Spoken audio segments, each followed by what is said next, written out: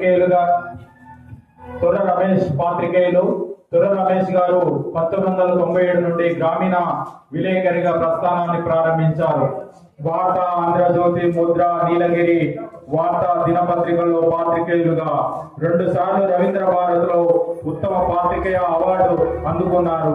అందులో ఈ మధ్యనే జాతీయ ఉత్తమ పాత్రికేయులుగా అవార్డు కూడా అందుకున్నారు. ప్రైవేట్ ఫార్మా కంపెనీలో పనిచేస్తూ కూడా స్థానిక సమస్యలపై ఎప్పుడు పోరాటం జర్నలిజం ద్వారా చేయటం గొప్ప విశేషంగా పేర్కొనవచ్చు. Human rights public protection service national committee ఆధ్వర్యంలో అందించే ప్రతిభా పురస్కారాల్లో సోషల్ సర్వీస్ విభాగంలో బెస్ట్ జర్నలిస్ట్ అవార్డు అందుకున్నారు. గత 30 సంవత్సరాలుగా జర్నలిస్టులు పనిచేస్తూ ప్రజా సమస్యలపై, అదేవిధంగా జర్నలిస్టు సమస్యలపై అనేక పోరాటాలకు నాయకత్వం వహించారు. జర్నలిస్టు సమస్యలపై సుదీర్ఘ పోరాటం చేస్తున్న రమేష్ గారి సేవలను సామాజిక రంగంలో గుర్తించి విపంచి ఫౌండేషన్ శ్రీ పరాభవనామ అక్షరమిత్ర ఉగాది పురస్కారాన్ని ఘనంగా సత్కరించడం జరుగుతుంది. వారికి భవిష్యత్తులో మరిన్ని అవార్డులు రావాలని విపంచి ఫౌండేషన్ బృందం మనస్ఫూర్తిగా ఆకాంక్షిస్తుంది.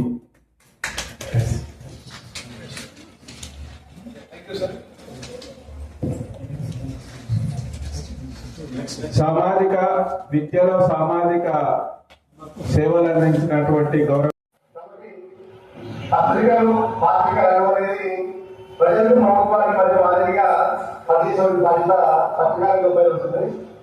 అందులో స్థానిక సమస్యలను ప్రభుత్వానికి ఏదైనా చెప్పాలంటే వాళ్ళు ఆలోచించే కార్యం పత్రికారంగం. ఆ పత్రికారంగం ద్వారానే స్థానికంగా ఉండేటువంటి సమస్యలు, ప్రజలు ఎదుర్కొంటున్న సమస్యలను ప్రభుత్వానికి తెలియజేయాలంటే పత్రికారంగం ద్వారానే తెలియజేయాల్సి ఉంటుంది. అందువల్ల ప్రతి సమస్యలు నిర్వహిస్తూ సమస్య పరిష్కారానికి కావాల్సినటువంటి మార్గాన్ని కూడా మనం నిర్దేశిస్తూ వార్తలు రాయాల్సిన అవసరం ఉంటుంది. ఇప్పుడున్నటువంటి ఈ జర్నలిజంలో పత్రికా అనేది సోషల్ మీడియా కాస్త సోషల్ మీడియా వైపు మారిపోయింది. మనము ఒక సమస్య చూడాలంటే ఈ రోజు కార్యక్రమాన్ని కానీ ఇప్పుడున్నటువంటి సోషల్ మీడియా ఎలా పోయిందంటే ఇప్పుడు జరిగింది విషయంలో చూస్తున్నట్టు అది కొన్ని సందర్భంలో నష్టపోతుంది, చాలా సందర్భంలో నష్టపోతూ ఉంటాయి.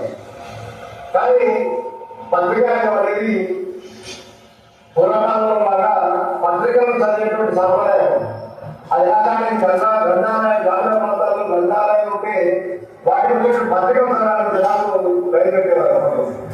మరి ఈరోజు గ్రంథాలయం అనేది గ్రామీణ ప్రాంతాల్లో గ్రంథాలయం ఉన్నటువంటి ఒక అంశంగా ఉంది. అలాంటి అంశాన్ని ఈరోజు అనుమతి శ్రీనివాస గారు బృందాలు గ్రంథాలయం బతికించాలి, గ్రంథాలయం బతికిస్తే సమాజం బాగుంటుంది, దేశం బాగుంటుంది. ఆ ఒక లక్ష్యంలో ప్రయాణిస్తున్నటువంటి శ్రీనివాస్ గారికి శిరస్సు పాఠాలను చేస్తాము. గ్రంథాలయ పరిరక్షణ కోసం తను చేస్తున్నటువంటి ఉద్యమంలో అందరూ భాగస్వామ్యం కావాల్సిన అవసరం ఉంటుంది. అపచేయబడినటువంటి గ్రంథాలయాలు ఈరోజు అందరి నిర్లక్ష్యానికి లోనుగా ఉన్నాయి. ముఖ్యంగా పాలకులు గ్రంథాలయ పరిరక్షణకు ఎలాంటి హామీలు కూడా ఇవ్వడం లేదు. కనీసం బడ్జెట్లో కూడా గ్రంథాలయ పరిరక్షణకు నిధులు కేటాయించాలన్నటువంటి జ్ఞానం ప్రభుత్వానికి లేకపోవడం అనేది నేను విచారణ చేస్తాను. అదేవిధంగా ఇటువంటి గ్రంథాలయంలో పనిచేసేటువంటి ఉద్యోగులు ఇప్పటికీ కూడా కాంట్రాక్ట్ ఉద్యోగులు కానీ రిటైర్మెంట్ సందర్భంగా ప్రత్యక్షం చూశారు.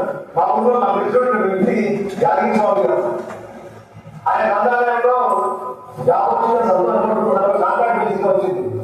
కానీ చివరికి కాంట్రాక్ట్ బేసిక్ ఉద్యోగాలే తన పదవి చేసుకోవాల్సిన అవసరం వచ్చింది.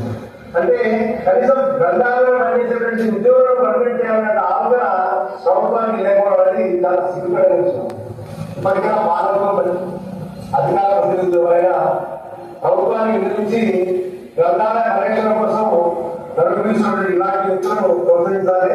గ్రంథాలయం సత్యంగా పనిచేస్తున్న ఝాన్సీ లాంటి వాళ్ళని కూడా మనం అభినందించాల్సిన అవసరం ఉంది. కాబట్టి ప్రతి ఒక్కరూ గ్రంథాలయాలు అభివృద్ధి పరచాలి. గ్రామీణ ప్రాంతాల్లో అన్ని గ్రామాల్లో గ్రంథాలయాలు ఉండాలి. ఊళ్ళో గుళ్ళు అంటే గ్రంథాలయాలను ఉండాలనేది ఆ కోరిక. గ్రంథాలయ పరిరక్షణ సహకరించాలని కోరుకుంటూ ఈ సందర్భంగా శ్రీనివాస్ గారికి ప్రత్యేకమైన ధన్యవాదాలు తెలియజేస్తామా.